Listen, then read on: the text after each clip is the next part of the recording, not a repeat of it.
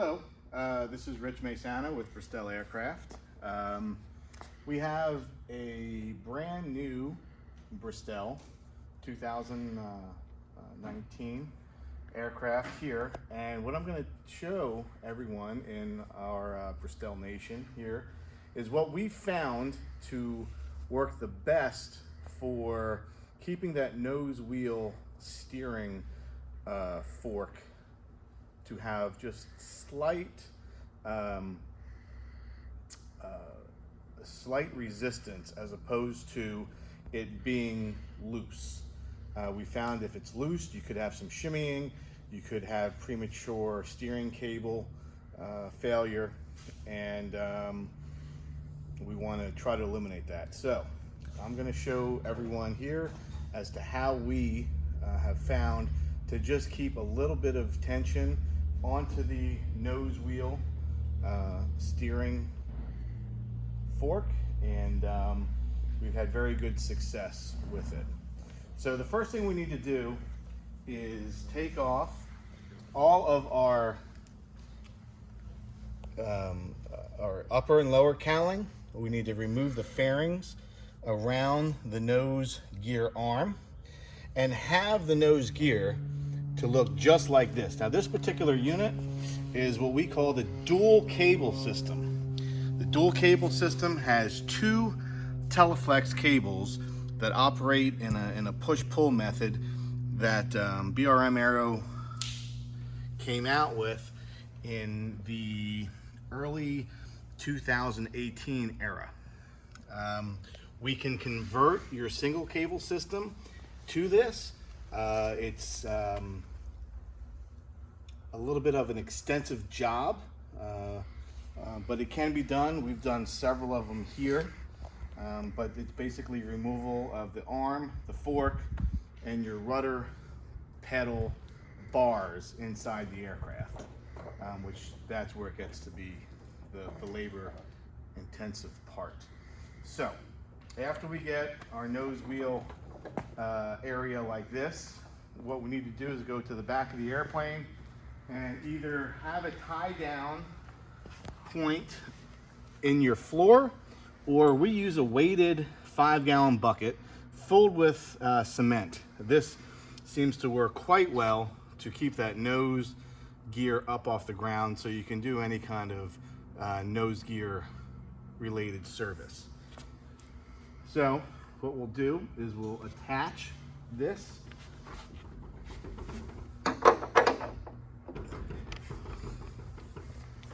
and once it's attached, now we have our nose gear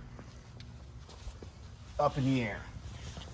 And what you'll see, generally speaking, is when this is on the ground, you're going to see a little bit of play in this top washer. And what we're trying to do is eliminate that play. So in order to do that, the first thing we need to do is remove both steering cables. With that, as you can see, we have our tools here necessary to do the job. We have a needle nose pliers, we have a side cutter, screwdriver, 19mm wrench, we have our pull scale, arbor shims, which we're going to use, and we have a digital caliper and another cotter pin that we'll have to replace with the one we remove. I want to just pause it. Okay. You're good.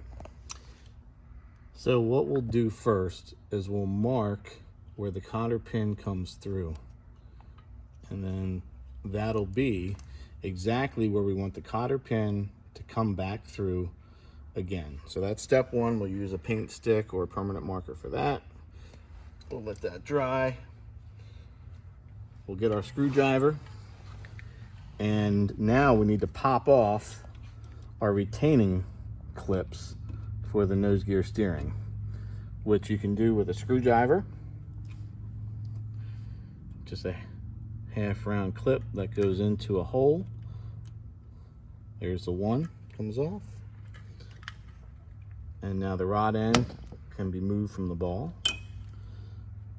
And we'll do the same thing on the opposite side if you have the dual setup.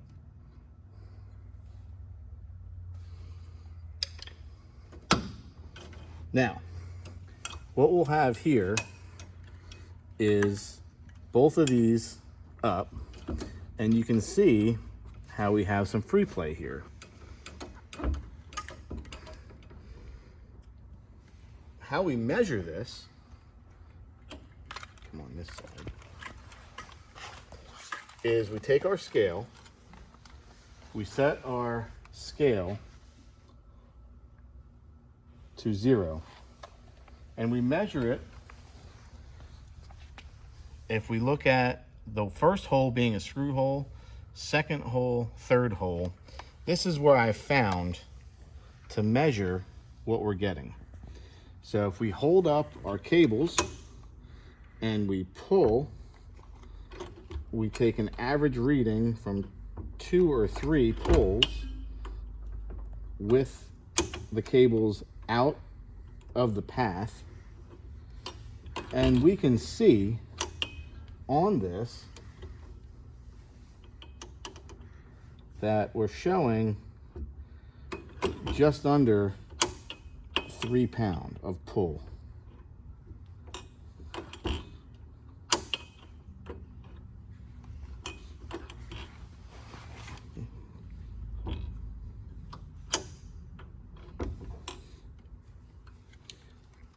What we found to be optimum when we do our inspections is between 8 to 10 pounds.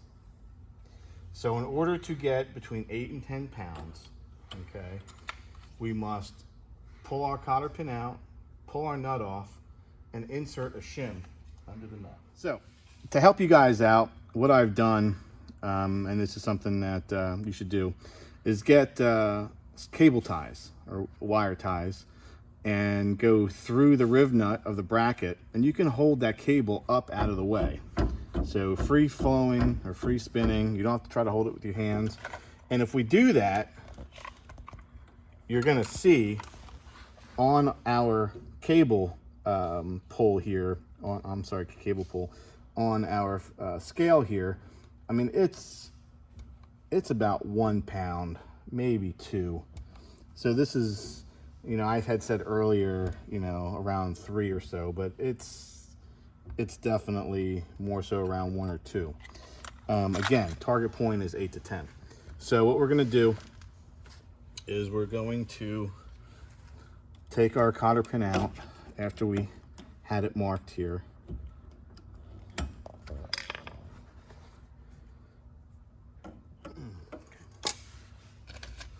Okay, so once your cotter pin's out, keep in mind the hole is going to be right there with the red mark.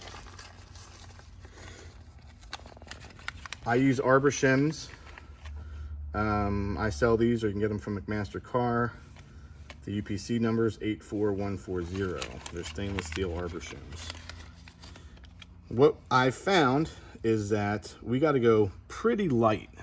So the larger ones, the thicker ones are going to be too thick. So we want to pull out the light ones first.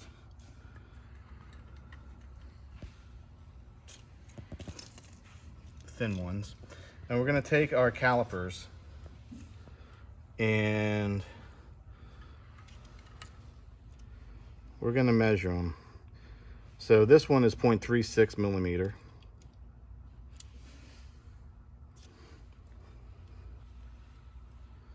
This is a bit of a guessing game.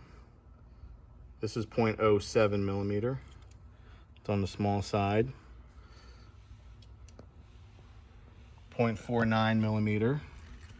We're going to kind of step these up in case we have to do a couple different tries here. Here's 0.18.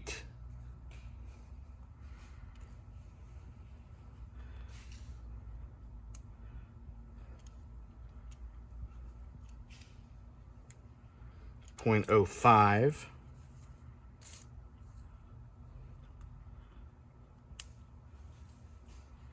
This guy looks like this is paper thin. Can't even get it up.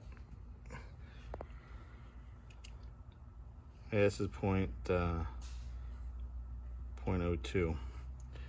So I'm gonna go with this guy first. This is the on the thicker side, 0.34. So what I'm gonna do, this is gonna be most likely too thick, but I just want to show you what we're gonna see here. I stick my foot under tire, and we're gonna twist off our nut.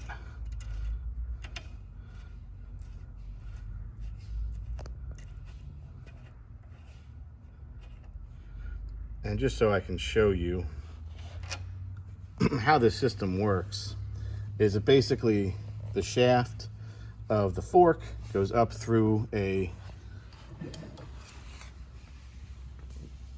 recessed bronze bearing here, and that's due to the weld that's on here. So the brand new aircraft, this will actually start to wear into your fork. So that's what this shim is going to be taking up. So we put this washer on, and you're going to see as well, when you take your washer off, if it's old enough, you'll start to see wear in there. It's sacrificial, it will wear. So we're going to put this shim on. Keep in mind, we have our red marked nut. We want that red marked nut to be exactly where our hole is. Put a cotter pin through, and now we're going to see how tight this is. Now I kind of wanted to go to the extreme to show you guys how little we're dealing with here. So right now, that shim, I'm pulling about 18 pounds, 20 pounds, average of 22 pounds. So that shim, which was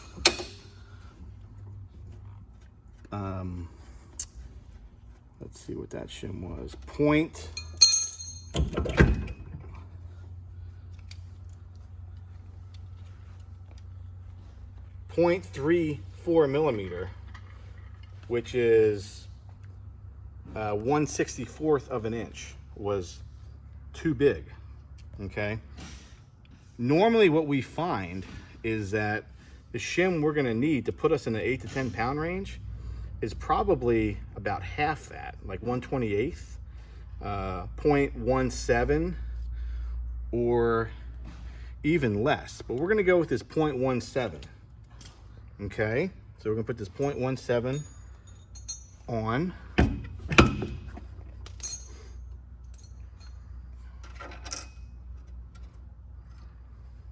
I suspect this will probably put us right around 12 or 15, but we'll see. Keep in mind, we always have to go back to the same starting point, or else what we're doing is not going to help. And the reason why we can't just go one more castle is because it's too tight. It'll be way too tight, and it'll put way too much friction on this front nose wheel. Be hard to steer. So with this one, I'm seeing actually, after several pulls, 8 to 10 pounds. So this particular shim on this system is working out pretty good. And this is where we would leave it.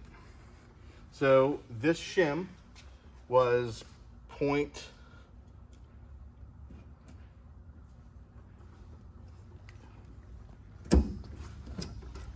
recheck it. I think it was a 0.17.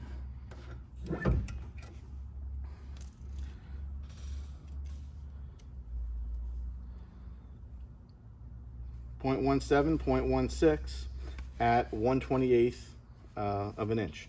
So this shim is going to work really well for this application at this current time. What we've been finding is that after 100 hours or so, you could need to either add another small shim to this or just replace the shim itself. But again, what we found to be the good target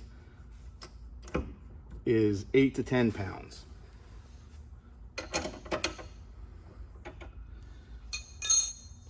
After we get it back together, again, test it.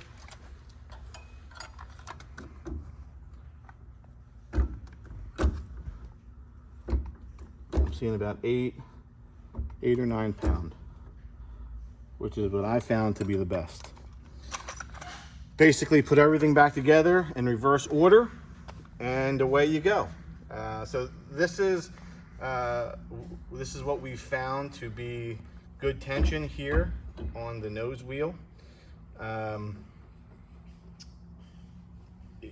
It should also help with some of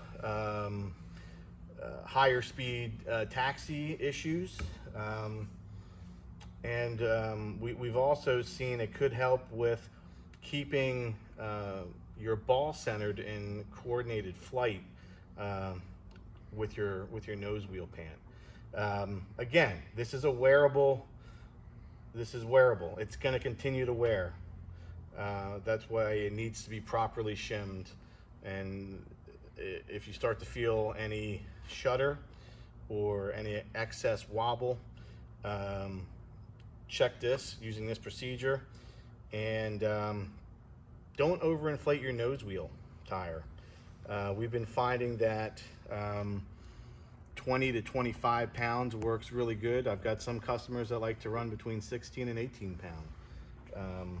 Again, we don't need to have this nose wheel tire at 30 pounds, especially for some people who like to hold the aircraft on the ground much longer than it needs to be, or when they land, they drop the nose when they're still traveling, over 35, 40 knots or so. Keep this nose wheel off the ground upon landing as long as you can. Let the aircraft aerodynamically brake, let the nose wheel come down when it wants to, which generally is right around 25 knots or so. Any questions? You can reach me on your base camp project or rich@bristellaircraft.com. Thank you very much.